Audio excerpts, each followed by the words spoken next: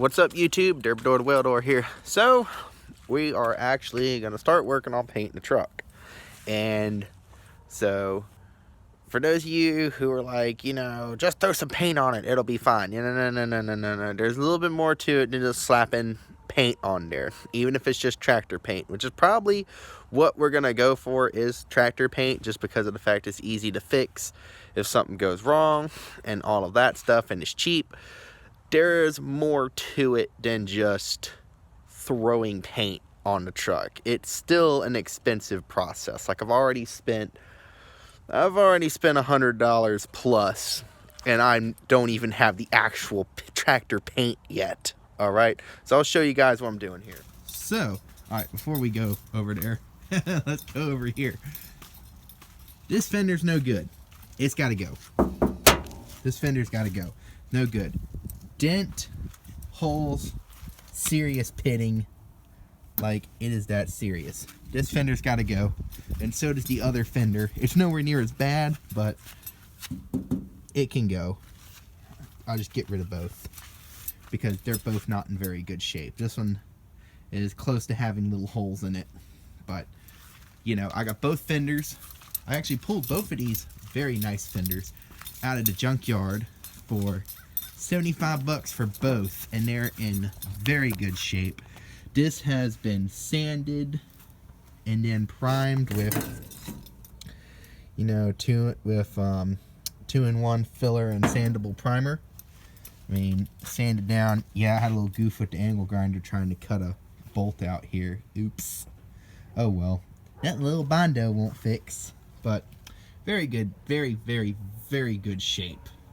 This is one right here. This is the this one replaced the right side fender. And then, believe it or not, this is the hardest one to get out of the junkyard. The one I actually needed was the hardest one to get out of the junkyard. So now we're gonna go over here, number 2, and this is the left hand side, and you'll notice there's our fiberglass infused Bondo. Why are these here, you might ask?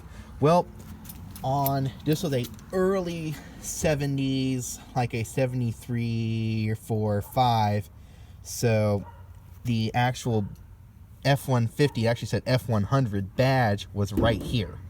So there's the little spots where it popped in. So those are covered. This also had the holes for the trim piece that went along it. My truck does not have the fancy trim, nor do I plan on putting it on there. So we just, you know, popped in the little holes where it rivets in with a center punch, and boop, and pressed it over and pressed it down into the hole, and all this will be sanded. And this one's in very good shape. This one is, besides this little spot right here that we had to beat out, which, you know, we'll come over and, you know, sand it down and everything. It'll be real good. Very good fenders. There's no such thing as a cheap paint job, no matter how you go about it. Now this one, you're gonna have to do the same thing. There, and all along there, because this had this little trim panel piece on it. I have no need for it. Anybody who has a dent side f150 who wants it, let me know. You pay for shipping, I'll send it to you. But yeah, we got this right here. Some of this will get sanded out. I'm not the best person when it comes to body, but I'd rather take the time, and do it right. And y'all probably saw in my other videos, this just awful dent right here. We got a dent puller, we pulled it out, we got it covered with Bondo glass is what it's called. It's got fiberglass and fiberglass resin in it. And it's supposed to hold together better than just regular Bondo. That's covered this area. I'm not going to sand it till we're ready to paint the truck, because this is waterproof basically. So I don't want water soaking into my Bondo. And down here, I got to pull that dent out. It's not terrible, but I'll pull it and slap some Bondo glass over it. But yep, the votes are in. We're going with this color blue right here. That's the color the truck's gonna be. All right, so y'all, it'll be nice and bright. And this corner right here, I'll show y'all a neat trick that a guy I know who used to do auto body told me about this. Hey, this all just kind of awful right there. It'd be awful to try and fill that big hole. So what you do is you take that construction foam, you fill the back with construction foam, you slap a piece of tape over it, and then, you know, hour later come back, peel the tape off, and there you go. You can sand this down now, dent it in with a hammer a little bit, slap your Bondo glass over it, and you're good to go. Alright, so if you were saying it's only $40 for a tractor paint, you are correct. $10 for a gun and $40 for tractor paint. However, we're talking at least a couple $100 and everything else that has to go into it to do it right. And one thing, I have to get special zinc rich primer, because on the dent side trucks, this part right here is galvanized. So there's a little bit more to it than just throwing tractor paint on it. It's not an overnight job. It's not a single day job. This is something that takes time. You have to commit to doing it right, even if you're using tractor paint. Because if I just threw tractor paint on it, I just power washed it and threw tractor paint on it right now, it would be absolutely awful in a whole nother way. And like I said, this is a 1979 F150. It deserves.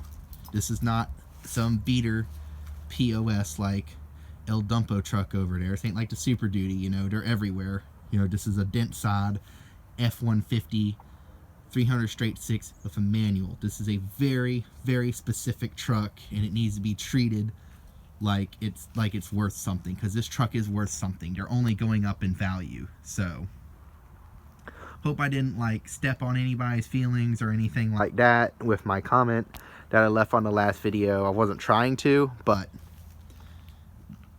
I'm very, very particular about doing everything I can to try and make sure I do something right the first time, or I hold off until I can do it right to a certain degree. I make exceptions on some things, but not this, because I've done cheap paint jobs before, and I'll show you guys what just going off, and I'll show you what a $40 paint job looks like. I have experience with this, all right?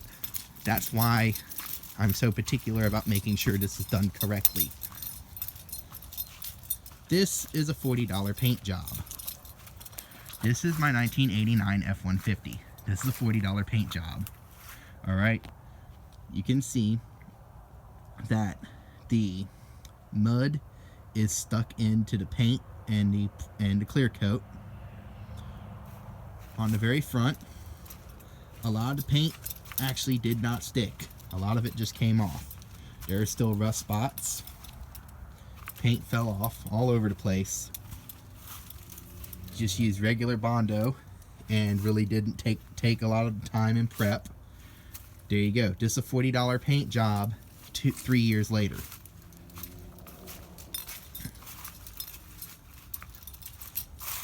See, here we go. Losing paint, mud stuck into paint, Bondo's coming out, paint chipping off, things like that. This is a $40 paint job, guys. This is why you take the time, you do it right. So when I say that it takes more than just slapping paint over it, I'm not saying this to be a stick in the mud a-hole. I'm saying this because I have experience with this. I have done that, and I have experience with this, and now I have the authority to say that that is not the correct way to paint your truck, and you will screw yourself over. There's nothing wrong with tractor paint. Base coat, clear coat's preferred, but it's very expensive. But base coat, clear coat is preferred, expensive. Tractor paint will work. There's nothing wrong with tractor paint, but it's not $40. It's not even $100. $200-300 at the minimum if you're going to do it right. That's including all the grinding wheels, because it's going to be a lot of grinding wheels, a lot of sanding wheels, a lot of pieces of wet sandpaper, and things like that. This is not painting like the bed of the truck. Like the flatbed, I really don't give two flying F's about it, because I literally built it 6 months ago and look, it's got rust and dings and doodahs and stuff like that. I don't care. I'll just grab a rattle can and cover it up. No big deal. But this, you have to take your time and do it right. Okay? So that's the update on all of that, on what's going on with the truck. Yes, it does need to be painted. I got it. The truck is, some people find the truck ugly. Boo hoo hoo. I mean, the whole truth of the matter is this. I'm going to be honest with all you guys. This is the truth. There are some people who will never be happy in what you pull up in. Guarantee it. There will always be somebody who is not happy with what you pulled up in. They won't be happy because it's not a brand new Duramax with a brand new Lincoln on the back. There are people who are going to be upset because it's not you know, $100,000 welding rig from Instagram. I mean, boo hoo hoo. There'll be people who will be like, I literally had a guy tell me that, you know, if you don't have a $300 machine if you don't have a 300 amp machine on your truck, or like a brand new Trailblazer or a brand new Ranger 300, I don't want you. It's like, you know what, fine, go screw yourself. You know, people with that kind of attitude don't care about giving the small guy a chance to build up his business. They don't care about any of that. They care about, you know, the way their job site looks and all this BS. And I can tell you, there are people who, because of that mentality that goes around the welding and construction industry, because of that mentality, there are startup people who are of the opinion, I got to start with a brand new truck. I got to start with a brand new machine. And they go into so much debt and they fuck themselves over. Yes, I used a $4 curse word. They fuck themselves over because they go and they spend all this money on these super expensive equipment, a brand new truck and a brand new machine with loans and shit, because some ass in an office who's never burnt a rod in his life, or has burnt a few to say he knows what he's doing, sits in an office and looks down on everyone else who isn't up at this really high point like he thinks everyone should be. And that mentality screws people over. And if you are just starting out like me, don't try to impress those kind of people. If you run across somebody with that kind of attitude, politely walk away. Like I always say, don't burn bridges. Politely walk away. Don't deal with them. All right? I don't care if your experience has been, you know, you got to have a 300 amp machine on all these sites, or, you know, we don't want you. That's fine. I don't need to work there. I make plenty of money with my brand new 225 amp machine. I'm doing better than most welders around here. I'm going to tell you right now, I have a brand new machine. Guy I've been working with and working for recently, who is a veteran nuclear pipe welder, he don't even have a brand new machine. All right? And he has a second gen Dodge Cummins as his main rig. So there you go. I mean, he's been doing this shit longer than I've been alive. And he's got equipment just as old as mine. I actually have a newer machine than he does. So there you go. And this guy can weld, you know, you can hang this guy by his pinky toes and he can TIG weld a root into stainless pipe, you know, and not even think about it, probably not even break a damn sweat. So for all you guys who are being all judgmental about, you know, you don't have a 300 amp machine or a nice looking truck or a new machine and all that stuff, you know, nobody will take you seriously. You don't want to work for those people who won't take you seriously. If people have that kind of attitude, you don't want to work for people with that kind of attitude. Those people with those kind of attitude are selfish. They probably won't even pay you like they're supposed to, because that's a very selfish attitude to have. All they care about is their bottom line, which is understandable to a certain degree. All they care about is their bottom line and getting the job done. They really don't care about your well-being or anything like that. And they don't even care that you don't have, you know, the unlimited capital or practically unlimited capital like they do. You don't want to work for those kind of people, because they're going to leave a bad taste in your mouth. They're going to be a horrible experience, and they're going to make it really difficult, because those kind of people are unfortunately, very powerful people in the construction world. You do not want to disrespectfully decline be respectful when you decline. But unfortunately, these people are very powerful, and they've been in this industry for a long time, and they're buttholes. They're god-awfully terrible people to work for. And I hate dealing with those kind of people. I just wish that the world never dealt with them. I wish the world didn't deal with people like that at all. I wish the world never just put up with those kind of people. Like, I was at the Atlantic Coast Pipeline.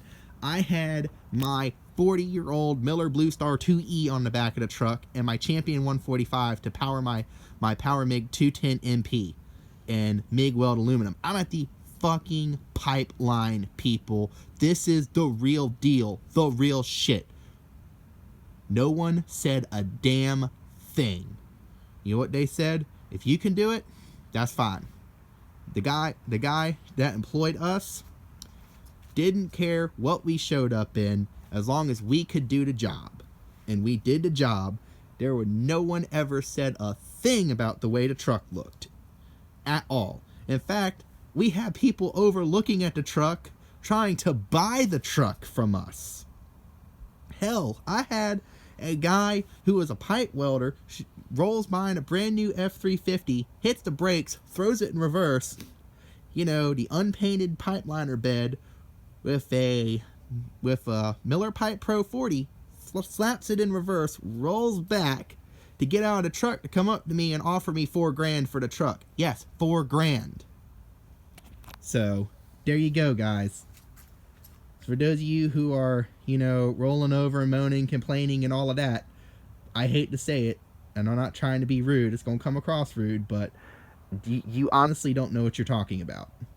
My experience has been so vastly different. All right? So, there you go. That's my Derba rant for today. So, if you guys like this video, please be sure to hit that like button and subscribe. We got plenty of other videos on here to check out. So please check out those other videos, and you guys have a fantastic day.